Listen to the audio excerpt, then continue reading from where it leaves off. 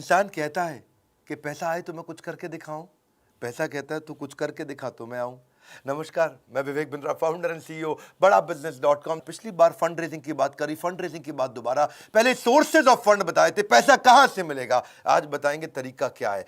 10 steps दूंगा, free में दे रहा हूं, सॉलिड कंटेंट है, ये प्रीमियम कंटेंट है, इसके ऊपर हमने पेड कोर्सेज बनाए हैं, लेकिन फ्री में दे रहा हूं आपको 10 स्टेप। अगर आपने कोर्स नहीं लिया, सुनिए वो सारे 10 इजी स्टेप। पहला स्टेप, अपना लीगल स्ट्रक्चर बनाना पड़ता है।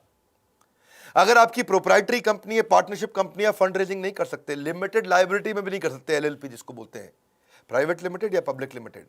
जो प्राइवेट इक्विटी या वेंचर कैपिटल है वो प्राइवेट लिमिटेड कंपनी में भी आगे पैसा दे सकते हैं। प्राइवेट इक्विटी और venture capital, PE and VC, ये प्राइवेट लिमिटेड कंपनी में देते हैं। लेकिन अगर आपको आईपीओ, तो फिर उसके लिए आपको पब्लिक लिमिटेड कंपनी में जाना पड़ता है। तो पहले तो अपनी कंपनी का लीगल स्ट्रक्चर ठीक कर लो, फिर आते हैं दूसरे स्टेप पे। अब थोड़ा मार्केट का रिसर्च अच्छा करके रखिए, कितना कस्टमर है आपकी मार्केट में। अगर आपकी उबर है तो सब आपके कस्टमर बन सकते हैं, स्विगी है तो सबको खाना है, उबर है तो सबको जाना है, स्विगी है तो सबको खाना है, उबर है तो सबको जाना है। पहले देखो कि आपके पास कस्टमर कितना है मार्केट में, मार्केट का रीच, मार्केट का साइज, कितने कस्टमर है आपके प्रोडक्ट को लेके मार्केट में, क्या प्रॉब्लम आप सॉल्व कर रहे हैं। लेकिन इसके अलावा ये भी रिसर्च करके रखो कि आप कितना रेवेन्यू कमा सकते हैं, मार्केट में आपकी पोजीशनिंग क्या है, आरओआई कैसा आ रहा है, आपका ब्रेक इवन कितने दिन में हो जाएगा, प्रॉफिटेबिलिटी आपकी कैसी है। तो किसी चार्टर्ड अकाउंटेंट को ले लो, किसी एमबीए फाइनेंस को ले लो जो आपका दोस्त है, आजू बाजू किसी को ले लो, वो सारी चीज़ें निकालेंगे बैठ करके। अपनी कॉम्पिटिटिव एडवांटेज देखो, कॉम्पिटिशन को छोड़ के कस्टमर आपके पास क्यों आए, आपका विजन क्या है, फ्यूचर प्लान क्या है, स्टाफ कितना चाहिए, टेक्नोलॉजी कैसी चाहिए। जब आपका ये रेडी रहेगा तो आप तीसरे स्टेप पे जाइए, क्योंकि जब आप किसी इन्वेस्टर के पास जाएंगे आपकी बजट शीट जरूर चेक करेगा।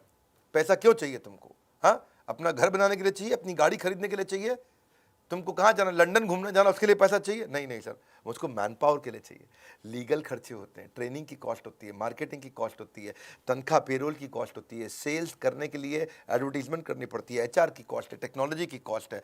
आपके पास कुछ क्वेश्चंस के आंसर होने चाहिए। आप उस पैसे का क्या करेंगे उसको लिख लीजिए। जब आप बताएंगे तो इन्वेस्टर को विश्वास होता है।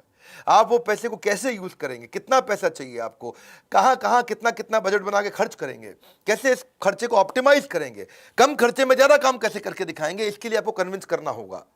अगर आपको 100 रुपए की जरूरत है तो इन्वेस्टर को दिखाइए 15 रुपए मैंने डाले, 15 रुपए मेरे पार्टनर ने डाले, हमारे पास होगा 30 रुपए, हम अपने भी लगा रहे हैं, 70 आप दे दो।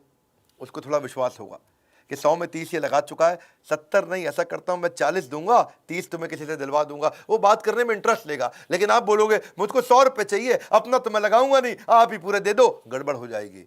चौथा पॉइंट, अब रिसर्च करिए, आपने बजट शीट बना लिया है, अपने बिजनेस को समझ लिया है। अब देखिएगा कि इस समय अगर आपका बिजनेस बढ़िया है, कौन सा इन्वेस्टर है आपकी इंडस्ट्री में, आप फार्मा में, एफएमसीजी, क्लोथिंग में, एजुकेशन में, टेक्नोलॉजी में, ई कॉमर्स में, B2C, B2B, हर एक के अलग प्रकार के इन्वेस्टर होते हैं। आपको सही इन्वेस्टर के पास जाना, नहीं तो हर जगह मेहनत करोगे, दीवार को धक्का नहीं लगाते, 100 जगह बिना बात के नहीं जाते। इसके लिए इन्वेस्टमेंट बैंकर्स होते हैं, आई बैंकर, इसकी एक पूरी लिस्ट है, हमने अपने फंड रेजिंग कोर्स में भी दिया है, एवरीथिंग अबाउट एंटरप्रेन्योरशिप में भी दिया है, कौन कौन इन्वेस्टमेंट बैंकर है मार्केट में, कौन से इन्वेस्टमेंट के लिए, कौन से फंड के लिए कौन सा इन्वेस्टमेंट बैंकर काम आएगा आपको। इन्वेस्टमेंट बैंकर कौन होता है, 2% 3% कमीशन लेता है बीच में। अगर आपको 100 रुपये दिलाएगा, 2 रुपये रख लेगा, तो वो एक दलाल, साधारण भाषा में, कठोर भाषा में बोलेंगे, वैसे बिजनेस की भाषा में उसको इन्वेस्टमेंट बैंकर या आई बैंकर या मर्चेंट बैंकर, इन 3 नामों से पॉपुलर होते हैं। सिकोया कैपिटल के आपको फिनटेक में पैसा लगाता है आजकल, RPG venture, FMCG, health wellness में लगाता है। आपका बिजनेस कौन सा है ये देखो।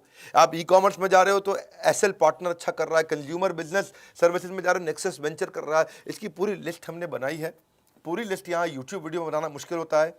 अगर आप सीरियस कस्टमर हैं, बायर हैं, आपको वास्तव में आपको चाहिए कि भाई मुझे कोई पैसा मिल जाए, पैसा मिलना मुश्किल नहीं है, कुछ बेसिक चीज़ें चाहिए।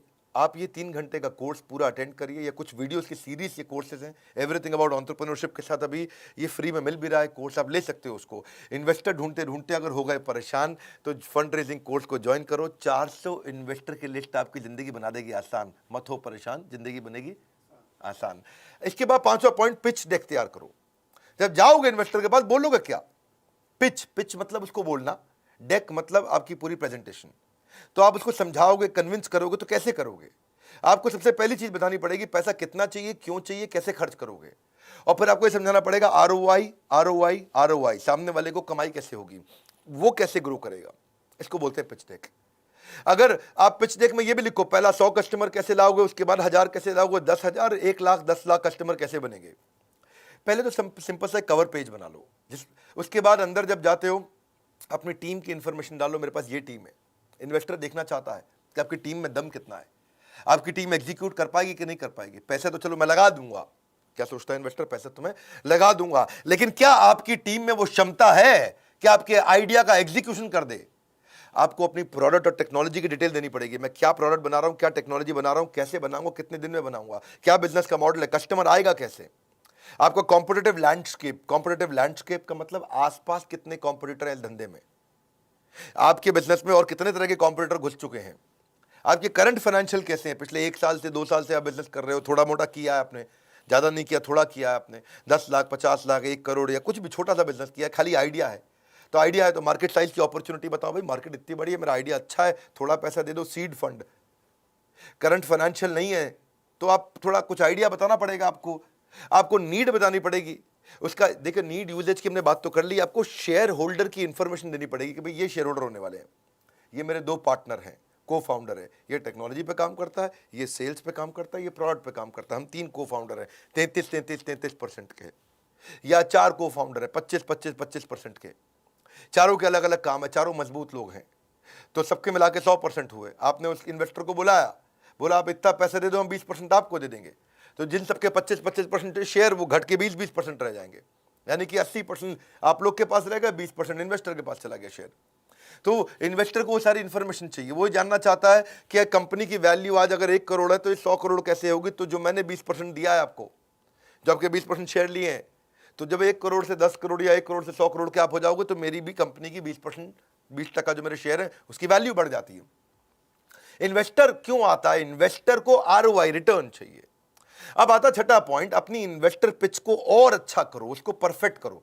कैसे परफेक्ट करोगे आप इन्वेस्टर से बात कैसे करोगे, प्रोसीड कैसे करोगे, अपने आप को प्रेजेंट कैसे करोगे, अपनी टीम को कैसे प्रेजेंट करोगे, उसको ईमेल कैसे लिखोगे आप, वो आपको कैसे रिस्पॉन्ड करेगा, गो हेड कैसे होगा। तो बेसिकली कुछ मिस्टेक्स है जिनका ध्यान रखना है।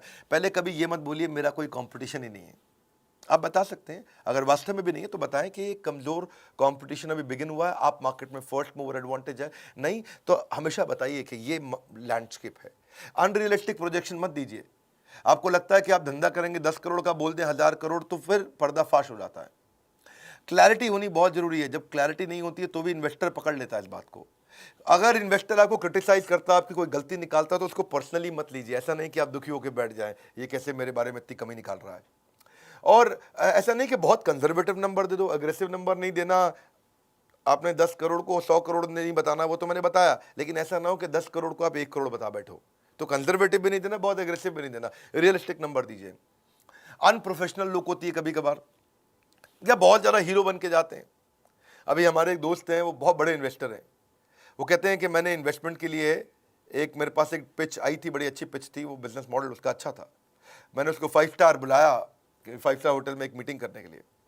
मैंने पूछा वाइन लेते हो, बोला मैं विस्की लेता हूँ, बड़ी कोई महंगी विस्की बता रहा था वो, सिंगल मॉल्ट 18 ईयर। तो बोला मैं 12 ईयर भी नहीं लेता, 18 ईयर लेता हूँ। जब उसने ऐसा बोला तो उसको लगा इसके तो बड़े रईसों वाले शौक है, ये मेरे पैसों को अपने शौक में ही पूरा कर डालेगा। और फिर बोला कि मैं एक दूसरे लड़के से मिला जिसको मुझे फंड देना था, और वो बेचारा 700 किलोमीटर तक बस में बैठ के आया, सारी रात बस में था वो, और सुबह मेरे पास आया, दिन भर वो मेरे साथ रहा। मैंने बोला थके नहीं आप? बोला बस में नींद पूरी कर लेंगे, दिन भर काम करेंगे। बोला ये बड़ा मेहनती था, उसे विश्वास हो गया। बड़ा इंपॉर्टेंट है कि जब आप इन्वेस्टर से मिल रहे हो तो कैसे मिल रहे हो, क्या बात कर रहे हो, प्रोफेशनल रहिए, कीप इट सिंपल, स्टोरी बताइए कंपनी की स्टोरी क्या है, और आपके इन्वेस्टर को उसका एग्जिट कैसे मिलेगा, वो कमा के बाहर कैसे निकलेगा, उसकी स्ट्रैटेजी तैयार रखना। फंड रेजिंग कोर्स को लेकर अगर आप बन गए बुद्धिमान तो इन्वेस्टर पिचिंग में कभी नहीं बचेगा कोई व्यवधान। बुद्धिमान व्यवधान ठीक लग रहा है, क्योंकि कोर्स में देने जा रहे हैं आपको वो ज्ञान जो फंड रेजिंग प्रोसेस को कर देगा बहुत आसान। 7वां पॉइंट अब आता है रोका। शादी से पहले रोका होता है ना, शादी से पहले थोड़ा सा रोका देते हैं, लड़का लड़की फिक्स हो जाता है, हाँ जी रोका सेरेमनी होता है, तो उसमें डिसाइड कर लेते हैं। तो ऐसे ही फंड रेजिंग का रोका क्या होता है, फंड रेजिंग के रोका में डिसाइड करते हैं कि कितना पैसा मैं लगा सकता हूँ, कब तक दूंगा मैं, निवेशक कितने शेयर ले लेगा आपसे, जो भी इन्वेस्टर आ रहा है उसे कितना % शेयर चाहिए, दोनों पार्टियों के अधिकार क्या होंगे, तो जो इन्वेस्टर इन्वेस्टी दोनों के बीच में क्या अधिकार होंगे, तो वो सब चीज़ें तय हो जाती हैं। और उसके बाद आता है 8वां स्टेप। अब इन्वेस्टर डिटेल में ड्यू डिलिजेंस करता है। ड्यू डिलिजेंस का मतलब आपकी जांच पड़ताल करता है। आपने जो जो क्लेम किए, मैं ऐसा कर दूंगा, अब तक ऐसा किया, वो सारे वो वेरीफाई करेगा। इसको बोलते हैं, इस इंडस्ट्री में बोला जाता है ट्रस्ट बट वेरीफाई। क्या मतलब है? वो आपकी सारी बातें विश्वास करेगा लेकिन वेरीफाई भी करेगा। आप बोलोगे मैं आज 10 करोड़ रुपए का काम कर रहा हूं, तो आप पे विश्वास करेगा लेकिन वेरीफाई भी करेगा। ऐसा नहीं बोलेगा मैं नहीं मानता तुम कर रहे होगे, वो विश्वास करेगा, बहुत अच्छी बात है, 10 करोड़ दैट्स वेरी गुड, लेकिन बाद में आके आपके पेपर्स चेक करेगा, वेरीफाई करेगा। ट्रस्ट बट वेरीफाई, इसके लिए किया जाता है ड्यू डिलिजेंस, तो जांच पड़ताल साधारण भाषा में। वो आके आपके बिजनेस के प्रोसेस को समझेगा, आपके बिजनेस के मॉडल को इवैल्यूएट करेगा, आपके साथ में बाइंडिंग अग्रीमेंट डिसाइड करेगा, आपके फाइनेंस को चेक करेगा, आपकी बैलेंस शीट देखेगा, आपका प्रॉफिट एंड लॉस स्टेटमेंट देखेगा, कैश फ्लो स्टेटमेंट देखेगा, कंपनी में कहीं कोई कर्जा तो नहीं चल रहा, पहले से कोई लोन तो नहीं चल रहा, आज रेवेन्यू कैसे है, पिछले 3 साल में कितने बढ़े, उसको बोलते हैं CAGR, compounded annual growth rate. भाई 3 साल पहले आप 1 करोड़ पे थे, पिछले साल आप 10 करोड़ पे थे, इस साल आप 30 करोड़ पे जा रहे हो, तो उसको लगेगा अरे ग्रो कर रही है, लगातार ग्रो कर रही है, तो उससे उसको विश्वास आ जाएगा। इसको बोलते हैं ड्यू डिलिजेंस, जांच पड़ताल। पिछले साल की ग्रोथ की रेशियोज आके निकालेगा आपके साथ, आपके मार्जिन चेक करेगा कि फाइनली बचता कितना है। ऐसा तो नहीं कच्चे पक्के का धंधा कर रहा है, पैसा निकाल के कच्चा जेब में रख लेता है, कैश का काम कर रहा है। आपकी इन्वेंट्री घूमती कितनी जल्दी है, कौन सी इन्वेंट्री वेस्ट हो जाती है, डेट टू इक्विटी रेशियो कितना है, कर्जे का बहुत ज़्यादा भार तो नहीं है, करंट रेशियोज कैसी हैं, कई रेशियोज होती हैं। तो आप अपने फाइनेंशियल्स को किसी चार्टर्ड अकाउंटेंट के साथ ठीक कर लीजिएगा ड्यू डिलिजेंस से पहले। अपने कोई ऑडिटर बाहर का लेके अपनी ऑडिट करा लीजिए। ये सब चीज़ें हम सिखाएंगे आपको। अगर आपका बिजनेस नया है, अभी कुछ भी आपने पहले नहीं किया, तो भी आप फंड रेज कर सकते हैं। आपका लीगल भी चेक करेगा आकर के, वो कंपनी में कहीं कोर्ट में केसेस तो नहीं चल रहे हैं, प्रमोटर के ऊपर, मालिक के ऊपर केसेस तो नहीं है। आप रजिस्ट्रार ऑफ कंपनी से भी चीज़ें चेक करेगा, बैंक के रिलेशनशिप चेक करेगा, बैंक से भी चेक करेगा कि कहीं आपके चेक डिसऑनर तो नहीं हो जाते हैं, चेक आपके बाउंस तो नहीं हो जाते हैं। वो चेक करेगा आप कितने ईमानदार हो, और कई बार उसकी आपकी पर्सनल प्रमोटर की भी वो जाके चेकिंग करेगा कि भाई ऐसे तो नहीं है ये पैसा लेके लड़कीबाजी करता हो, घूमता हो, बहुत शराब पीता हो और घूमने जाता हो, चला गया भैया बैंकॉक मसाज कराने जा रहा है, क्यों, इन्वेस्टर से पैसा ले लिया, सैंडविच मसाज, ये सब फालतू काम कर रहा है कि वास्तव में जिम्मेदार है। सुबह कितने बजे दफ्तर जाता है, आपको बताए बिना आपके बारे में चेक कर लेगा। रात को दफ्तर से कितने बजे निकलता है, आपको बताए बिना चेक कर लेगा। छुट्टी कितनी मारते हो, तो ये ड्यू डिलिजेंस बोलते हैं, इसको बोलते हैं जांच पड़ताल, ट्रस्ट बट वेरीफाई। अब आता है 9वां, ड्यू डिलिजेंस कर लिया, टर्म शीट बन चुका है, रोका हो चुका है, शादी का टाइम आ गया है। शादी के टाइम यानी कि शेयर होल्डर अग्रीमेंट। अब शेयर होल्डर अग्रीमेंट बन जाएंगे। शेयर होल्डर अग्रीमेंट में किसके क्या अधिकार हैं, कौन किसके लिए जिम्मेदार है, उसमें सब लिखा जाता है। ये बहुत लंबा होता है। टर्म शीट जो होती है वो 1-2 पेज की होती है, 4 पेज की होगी, लेकिन शेयर होल्डर अग्रीमेंट 250-250, 300-300, 500-500 पेज का भी हो सकता है। ये वो डॉक्यूमेंट है जिसमें सारे रिलेशनशिप आपके लिखे होंगे। ये 200-300, 400 पेज के अंदर आपके right, duty, share holder agreement, jurisdiction, arbitration, event of default, अगर डिफॉल्ट हो गया तो क्या करेगा, कितने शेयर ले रहे हैं, किस प्राइस पे ले रहे हैं, कंपनी में कितनी स्टेक बन रही है, वो सब चीजें शेयर सब्सक्रिप्शन अग्रीमेंट में आ जाएगा। तो 2 तरह के होते हैं, एक होता है शेयर होल्डर अग्रीमेंट, एक होता है शेयर सब्सक्रिप्शन अग्रीमेंट। अगर आपको इसकी समझ नहीं, चिंता मत करिए, आप आइए, बोर्ड लाइन नंबर पर फोन करिए।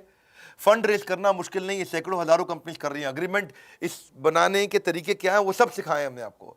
ये अग्रीमेंट क्यों चाहिए होता है? अग्रीमेंट इसलिए नहीं चाहिए कि आप कोर्ट में केस जीत जाओ, अग्रीमेंट इसलिए चाहिए होता है कि कोर्ट में केस के लिए कभी जाना ही ना पड़े। लीगल गाइडेंस इसलिए नहीं चाहिए कि आप जाकर के लीगल बैटल जीत जाओ, लीगल गाइडेंस इसलिए चाहिए कि कभी लीगल बैटल की नौबत ही ना आए, कभी झगड़ा ही ना हो। तो अब आता है फाइनली पॉइंट 10वां, इन्वेस्टर रिलेशन। अभी भी अगर आपको पैसा नहीं मिला शेयर होल्डर अग्रीमेंट के बावजूद भी, और रुक गया बीच में, कहीं टूट गया है, तो इन्वेस्टर रिलेशन अच्छे रखने आने चाहिए।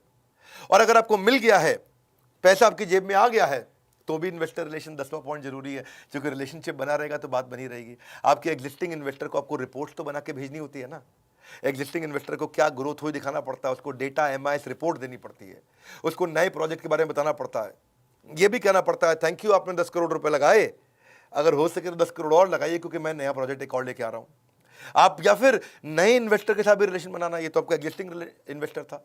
ये थोड़ी आप एक इन्वेस्टर से आप रुक जाएंगे। आपको चाहिए 4 इन्वेस्टर और, क्योंकि आपको और पैसा चाहिए, तो आप कंपनी के बारे में अचीवमेंट्स, अपनी न्यूज़, अपनी रिलेशनशिप बना के रखोगे नए इन्वेस्टर के साथ में। और जब ये सारी चीज़ें हो जाती हैं तो आपके पास जब काफ़ी इन्वेस्टर आते हैं तो बाकी इन्वेस्टर अपने आप आते हैं। पैसा ही पैसे को खींच के लाता है, इन्वेस्टर ही दूसरे इन्वेस्टर को खींच के लाता है। ये बहुत लंबी स्टोरी है, मैंने शॉर्ट में बताया आपको, 10 पॉइंट बताए फंड रेजिंग के स्टेप्स क्या होते हैं। हमने इसके ऊपर डिटेल्ड कोर्स बनाया हुआ, बहुत डिटेल के अंदर है। ये जो स्टार्टअप है, स्टार्टअप कर रहा है, करने वाला है, करना चाहता है, आइडिया है, शुरू कर चुका है, एग्जीक्यूट कर चुका है, सोलोप्रेन्योर है, वो एंटरप्रेन्योर है, उनको ये वीडियो शेयर करिए, क्योंकि ये बड़े काम आते हैं। ये छोटे छोटे पॉइंट्स बहुत काम आते हैं। मेरे चैनल पे आने का फायदा ये है, हमेशा बिजनेस के ऊपर खालिस ज्ञान मिलता है कि मैं केवल हवाई बात करना कभी पसंद नहीं करता। स्टेप्स में बताता हूँ, पॉइंटर्स में बताता हूँ। मेरे साथ बैठते हो, 10-15 मिनट के अंदर आपको 1 से 2 घंटे का कंटेंट तुरंत दे देता हूँ। अगर आप नए आए हो जरूर सब्सक्राइब करिए, बेल आइकन हिट नहीं किया तो आपको इतने बढ़िया वीडियोस फ्री में तो मिलेंगे नहीं। हमारे साथ जुड़े रहने के लिए, इस वीडियो को शेयर करने के लिए, बोर्ड लाइन नंबर पे फ़ोन करके इसकी सारी जानकारी लेने के लिए आप सबका हृदय की गहराइयों से प्रेम पूर्वक बहुत बहुत धन्यवाद।